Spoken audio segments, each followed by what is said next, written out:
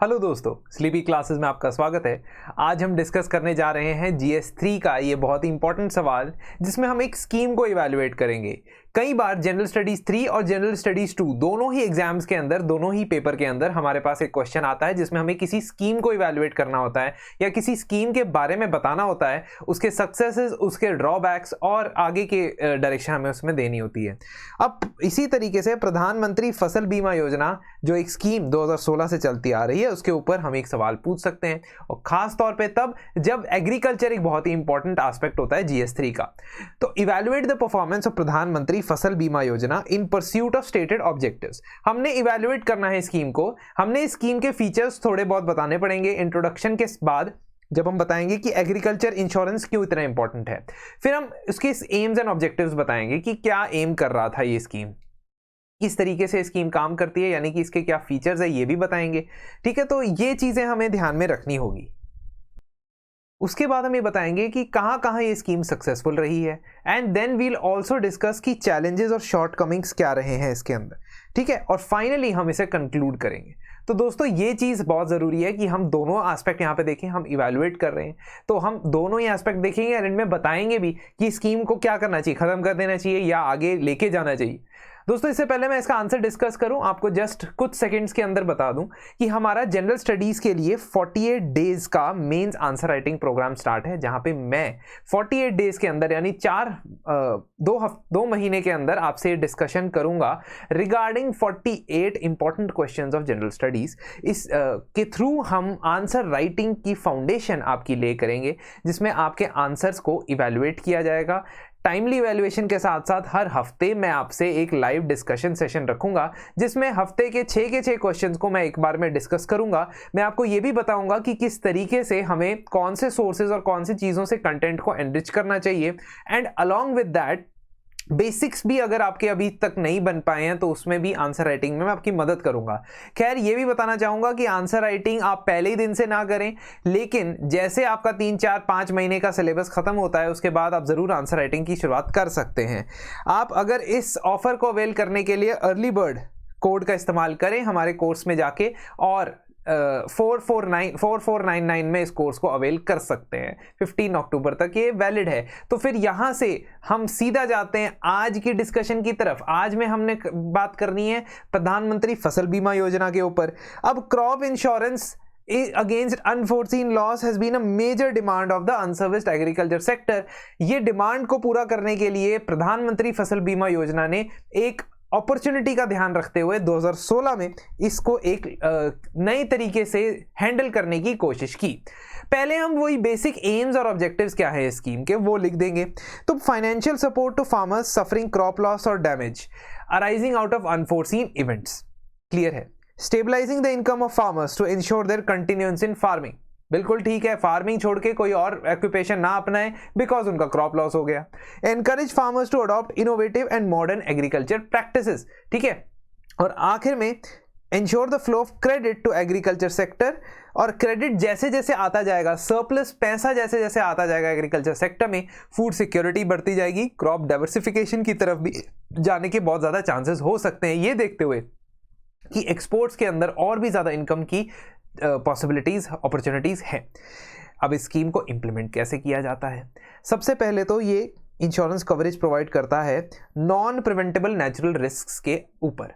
Coverage जो है पूरी क्रॉपिंग साइकिल के लिए, एंटायर क्रॉपिंग साइकिल के लिए कवर होती है। जो भी क्रॉप है, रबी क्रॉप है, खरीफ क्रॉप है, जैद क्रॉप है, डिपेंड्स, ठीक है, हॉर्टिकल्चर क्रॉप है, उसकी क्रॉपिंग साइकिल के हिसाब से आपको कवरेज मिलती है।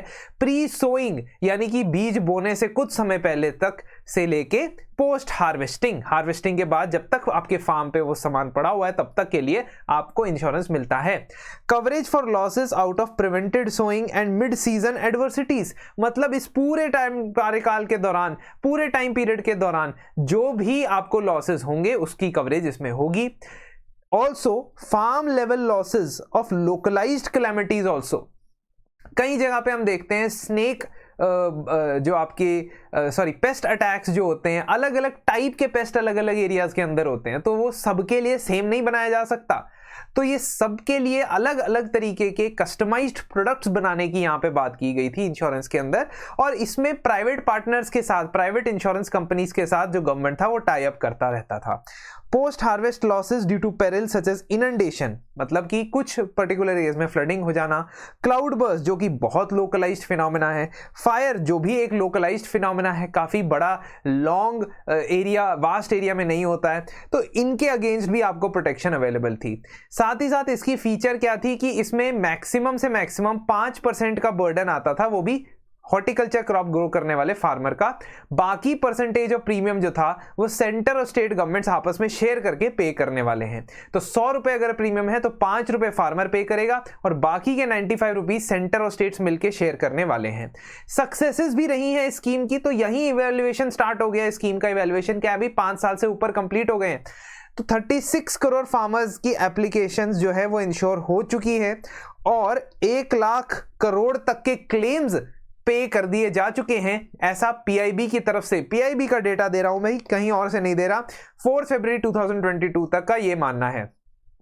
पिछले बजट में 2022 के बजट में यह भी कहा गया कि ड्रोन्स का इस्तेमाल किया जाएगा ताकि क्रॉप लॉस का असेसमेंट और बेहतर तरीके से किया जा सके, तो और भी ज्यादा हमें टेक्नोलॉजी की इंटीग्रेशन इसके अंदर मिल रही है। तीसरा, डोर स्टेप डिस्ट्रीब्यूशन ड्राइव इसमें चलाई गई, जहां क्रॉप इंश्योरेंस पॉलिसी फार्मर्स के घर घर जाके मेरी पॉलिसी मेरे हाथ के स्कीम के सब स्कीम के अंदर इंप्लीमेंट किया गया। ग्रास रूट लेवल पे ग्रीवेंस रिड्रेसल के लिए आपने कमिटीज बना रखी हैं, तो state level, district level grievance committees हैं, जहां पे किसी भी तरीके का ग्रीवेंस अगर फार्मर्स को, एनरोल्ड फार्मर्स को होता है, तो वो वहां पे जाके दिक्कत दूर करने के लिए जा सकते हैं। इंफॉर्मेशन, एजुकेशन, कम्युनिकेशन, इसको आईईसी कहते हैं। आप अपने आंसर के अंदर ये पूरा लिखेंगे एक बार, फिर ब्रैकेट में आईईसी लिखेंगे अगर आपको 2-3 बार और चेंज यूज करना हो। यहां पे मैंने आईईसी लिखा है, बट इसका मतलब है इंफॉर्मेशन, एजुकेशन एंड कम्युनिकेशन। तो आप इन गतिविधियों का, इन एक्टिविटीज का इस्तेमाल करते हो। क्रॉप इंश्योरेंस वीक जो हर साल ट्वाइस बाई ईयरली मनाया जाता है, प्रधानमंत्री फसल बीमा योजना पाठशाला, सोशल मीडिया के campaign, toll free helpline number, इन सभी के जरिए, इन सभी के माध्यम से एक तरीके का माहौल क्रिएट करने की कोशिश की है कि क्रॉप इंश्योरेंस किस तरीके से लाभकारी या बेनिफिशियल हो सकता है फार्मर्स के लिए। तो ये कुछ सक्सेसेस थी इस फार्म इंश्योरेंस पॉलिसी की। लेकिन मोस्टली जब भी हम इस स्कीम के बारे में पढ़ते हैं तो हम बहुत सारी जगह यह पढ़ते हैं कि यहाँ एनरोलमेंट नहीं हुआ, किसी स्टेट ने इसको इंप्लीमेंट नहीं किया सही से। तो वही चीजें हमें यहाँ पे हाईलाइट करनी पड़ेगी, हम इवैल्यूएट कर रहे हैं। तो सबसे पहले तो क्योंकि इतनी ज्यादा वैरायटी है, जो हमने पहले पार्ट में डिस्कस किया कि variety of crops and variety of natural disasters can be there, तो ये वैसे ही बहुत मुश्किल स्कीम है अगर सेंट्रली इंप्लीमेंट की जाए।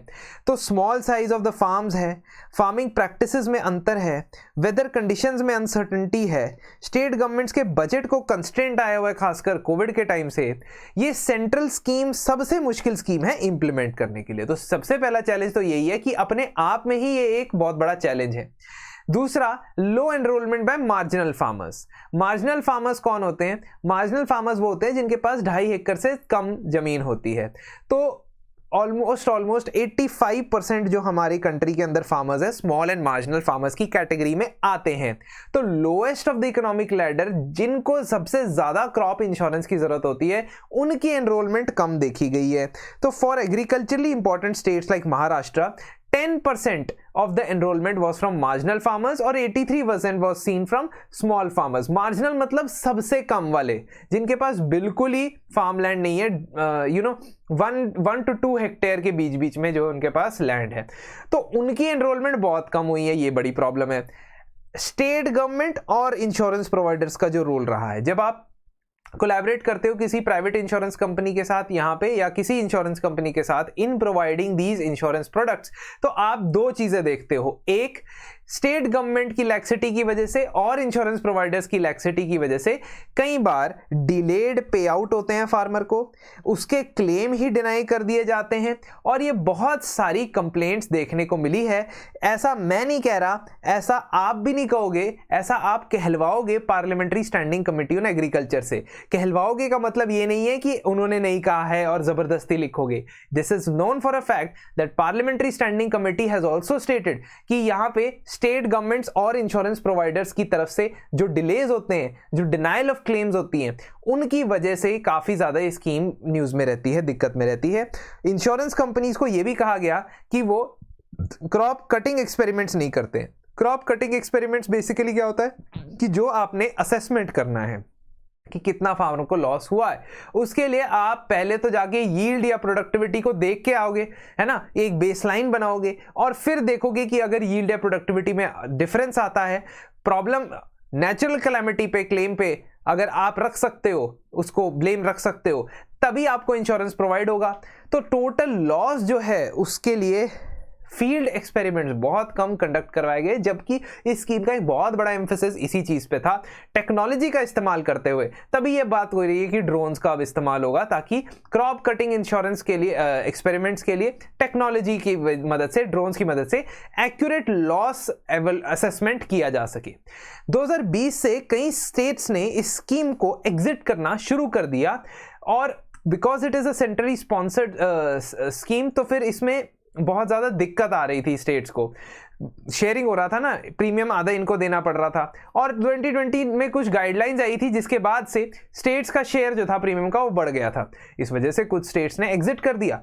लोकसभा स्टैंडिंग कमेटी ने भी बताया कि स्टेट्स ने डिसाइड इसलिए किया बिकॉज लो क्लेम रेशियो, है ना, क्लेम रेशियो का मतलब है that the claims that are coming and that are being given, उसमें बहुत ज़्यादा फर्क हो रहा है। और दूसरा, हमारे पास प्रीमियम भी इतना इकट्ठा नहीं हो रहा है फार्मर्स की तरफ से, क्योंकि उन्होंने तो 5%, 1%, 2% ही देना है। तो कॉर्पस जो स्कीम का आने वाला है वो आने वाला है या तो स्टेट गवर्नमेंट की खुद की जेब से, थोड़ा बहुत सेंटर की जेब से। इसी वजह से उन्होंने कहा कि हमारे पास जी पैसे ही नहीं है स्कीम को इंप्लीमेंट करने के लिए, और उन्होंने मना कर दिया। ये भी एक बहुत बड़ा ड्रॉबैक या सेटबैक है। अब हम कंक्लूड कैसे करेंगे? हम कंक्लूड ऐसे करेंगे कि हम स्कीम की एम से, ऑब्जेक्टिव से बिल्कुल भी डिसएग्री नहीं करते हैं, ना ही इसके ओवरऑल स्ट्रक्चर से, हमें मोटा मोटा जो स्ट्रक्चर है, ओवरऑल स्ट्रक्चर है, यू नो रफली इट इज ओके, बट इसमें कुछ चेंजेस हम बोल सकते हैं कि हो, that there can be certain changes जिसमें फार्मर्स को कुछ basket of insurance products provide की जाए ताकि वो स्पेसिफिक अपना जो प्रोडक्ट है वो उसको अचीव कर सके, उसको मांग सके वहाँ पे। और insurance companies should be offered more freedom to operate. Why? Because insurance companies are also being you know asked कि आपने इतने जो है इतने लॉस का असेसमेंट कर देना है, या स्टेट गवर्नमेंट की इंटरफेरेंस होती है इंश्योरेंस कंपनीज के फंक्शन करने में। तो ये चीज़ भी यहाँ पे ध्यान रखनी चाहिए कि जो आपके साथ पार्टनरशिप करके इंश्योरेंस प्रोवाइड कर रहा है उनको भी प्रीमियम आप सही टाइम पे दो। स्टेट गवर्नमेंट्स क्या करती हैं? स्टेट गवर्नमेंट्स प्रीमियम का पैसा ही नहीं देती हैं। तो जब प्रीमियम का पैसा नहीं देगी तो इंश्योरेंस का क्लेम जब लेने आएगा वो उसके पास फार्मर, तो वो कहाँ से देगा? तो यही चीज यहां पे आपने बता देनी है कि थोड़े से ट्वीक्स या चेंजेस के साथ आप इस स्कीम को आगे इंप्लीमेंट कर सकते हो और डबलिंग फार्मर इनकम कर सकते हो achieve for all the farmers. ठीक है, और यही चीज हम यहाँ पे देखना चाहेंगे, इंट्रोड्यूस करना चाहेंगे, इंक्लूड करना चाहेंगे अपने आंसर के कंक्लूजन के अंदर भी। तो इस तरीके से आप इसको आंसर को लिख सकते हो। आई एम श्योर और भी बहुत सारे पॉइंट इसमें लिखे जा सकते हैं, बट मैं यहाँ पे सिर्फ और सिर्फ आपके आंसर के लिए डिस्कस कर रहा हूँ। आप कोई भी और पॉइंट्स लिखना चाहें तो आप कमेंट सेक्शन में लिख के मुझे बताएं, ठीक है, और आपस में भी डिस्कस करें, because this is a platform where we discuss to make your answers better. ठीक है, तो वो आंसर्स कहीं से भी बेटर हो सकते हैं, उसके लिए ज़रूरी नहीं है कि एक ही बंदा आपको सही चीज़ बता रहा हो, बट एक तरीके से इवैल्यूएट या करना अपने आप को भी, और अगर आप प्रोग्राम ज्वाइन करते हैं हमारा तो भी बहुत ज़्यादा इंपॉर्टेंट एलिमेंट हो जाएगा। तो दोस्तों, इसी के साथ नेक्स्ट सेशन में अब मुलाकात होगी।